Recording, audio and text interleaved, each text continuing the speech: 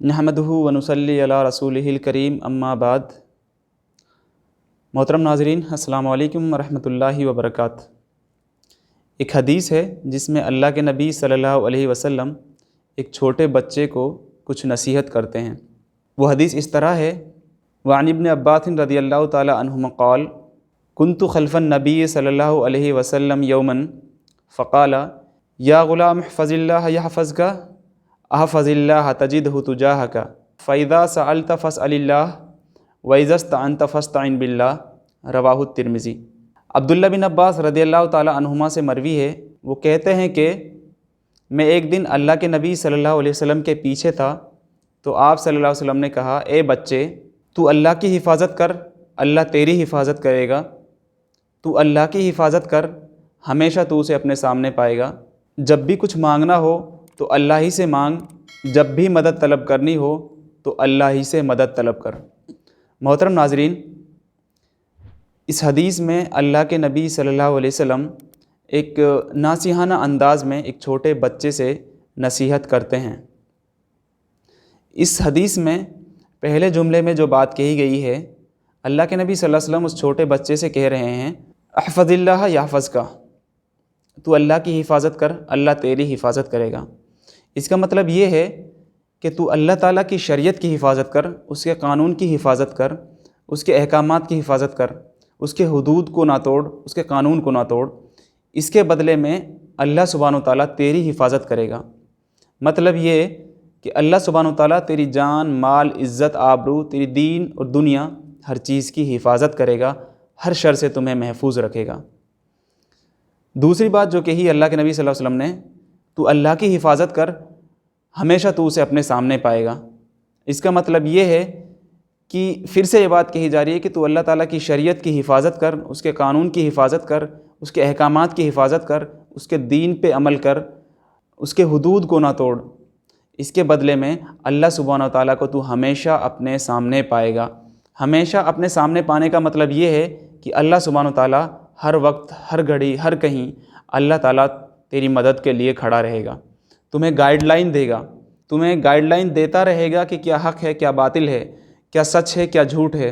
तुम्हें शर से बचाकर खैर की तरफ लाएगा, तुम्हें झूठ से बचाकर सही की तरफ लाएगा, तुम्हें बड़े नुकसान से बचाकर तुम्हें मुनाफे की तरफ लाएगा। हर घड़ी, हर कहीं अल्लाह सुब्हानहू ताला को तू अपना मददगार और अपना हिफाजत करने वाला पाएगा। तीसरी बात जो अल्लाह के नबी सल्लल्लाहु अलैहि वसल्लम ने कही है वो ये है कि जब भी कुछ मांगना हो तो अल्लाह ही से मांग। ये जुमला तौहीद का अस्ल अज़ीम है। मतलब ये कि छोटे बच्चों को तालीम ही तौहीद की दी जा रही है कि जब भी मांगना है, जब भी किसी चीज़ की ज़रूरत महसूस हो तो सिर्फ़ और सिर्फ अल्लाह सुब्हानहू ताला के सामने अपने हाथ फैलाने हैं, उसी से मांगना है। आखिरी नसीहत जो अल्लाह के नबी सल्लल्लाहु अलैहि वसल्लम ने उस बच्चे से की है वो ये है कि जब भी मदद तलब करनी हो तो अल्लाह ही से मदद तलब कर।